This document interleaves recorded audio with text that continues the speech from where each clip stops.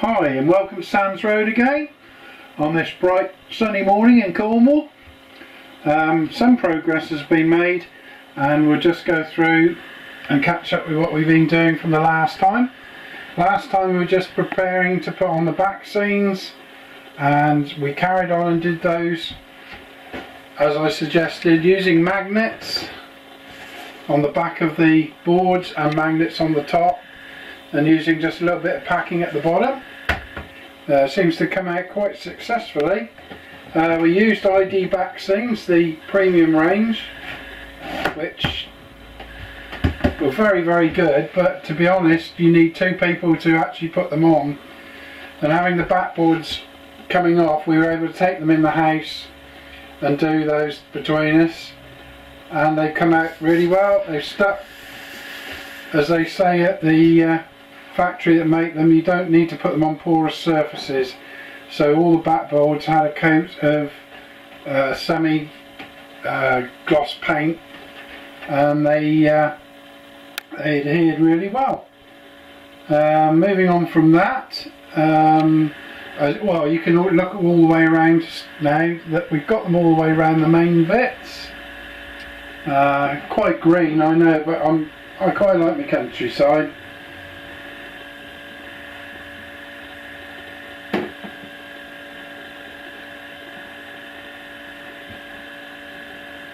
Moving on from that, we've started laying some track, got it across the lift up flap.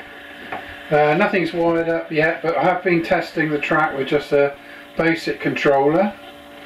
I've gone for radius 3 and radius 4 because they give a better impression when they're coming in, and as I think we were saying before, that you really need to come onto the lift up flap on a straight piece. So we've got small straights there coming in then on radius 3 and radius 4, and possibly to come a radius 1 on the inside with just a shunting engine and probably wagons or something like that.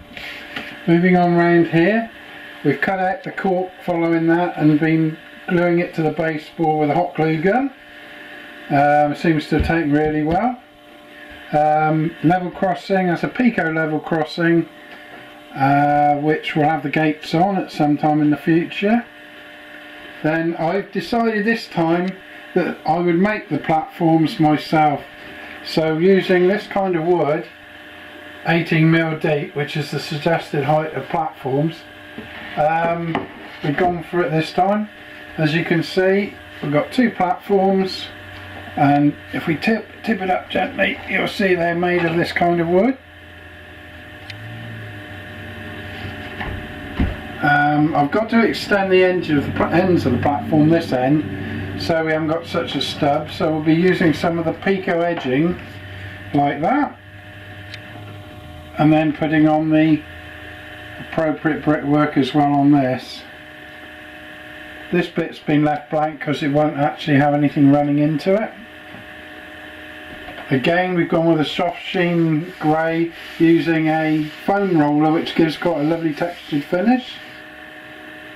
The edges of the platforms, we use the Pico platform edges, and then we use the Slater's card, which looks like this to start with, the embossed side, that side, and I think we've got a piece here somewhere.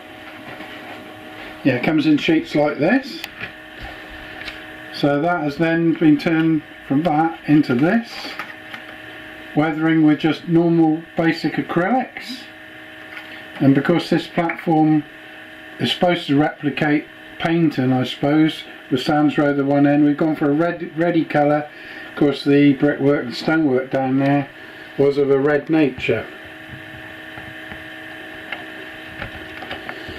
Obviously the Pico edges, they come with a smooth finish, and they obviously come with these that you can put on, the self-adhesive ones.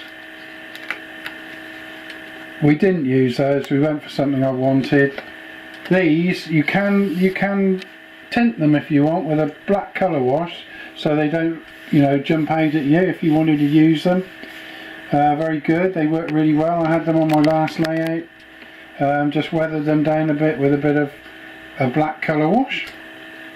And these were then painted the brick course underneath and white on the top, and then we just pinned them to the side of the platforms with very small tacks like you put the track down with, and that worked really well. And then stuck this on with some, again, hot glue gun we've been using, and comes up quite well actually.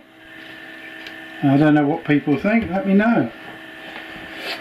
Alright, so that was that. So we've done the two platforms, which will be the only station on the baseboard. So we will then have a bay platform on this side and a bay platform on that side with a spare line in behind. In the back here will be a turning circle outside the station and a slope running down to a road and across the level crossing, and then some other stuff along the back. They haven't decided exactly what's going where yet, and the buildings on the platform here are only really just as a guide. The track, obviously they all say that the track is the most important part, getting that right and running. I've electrically tested it, it's alright at the moment, there doesn't seem to be any problems. The one rule that you're supposed to use is that you should always have a gap in your track, especially being in a shed or a roof. So I've gone for a 30 thou gap on these, which should take up enough slack if the weather gets hot again one day. At the moment it's not particularly warm. So these on here were like a pre-formed set track type 3 and 4 coming into a flexi track, which is working quite well.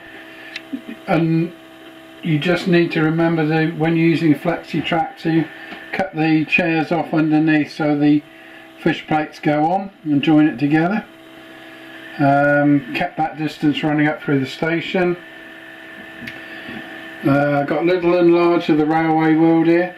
I've got an 03 shunter which I'm using to test the electricity conductivity going through the track on the small sections, and a class 45 Royal Marines that is testing the curves and also the distance between the platforms and things. I think we just about got it right now.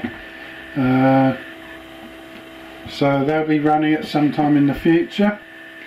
As we move along up here, we're coming to where hopefully got a bridge taking these out with the girder plates. Got to make that up first. And I wanted a river, but unfortunately I think, given the nature of this, with another bridge here and probably another bridge at the back, we'll probably go for a canal, a short section of canal. But I haven't really made up my mind yet on that. That's about it on that. And then coming over here, we've something that's essential is a baby monitor. You may laugh, but I can't hear the front doorbell from out here, and that works an absolute treat. A cheap way of actually knowing what's going on in the house. So that's a real bargain, that was. I think that's about it for the time being. Thank you for watching, and if you want to leave any comments or subscribe, I'll be very grateful. Thank you.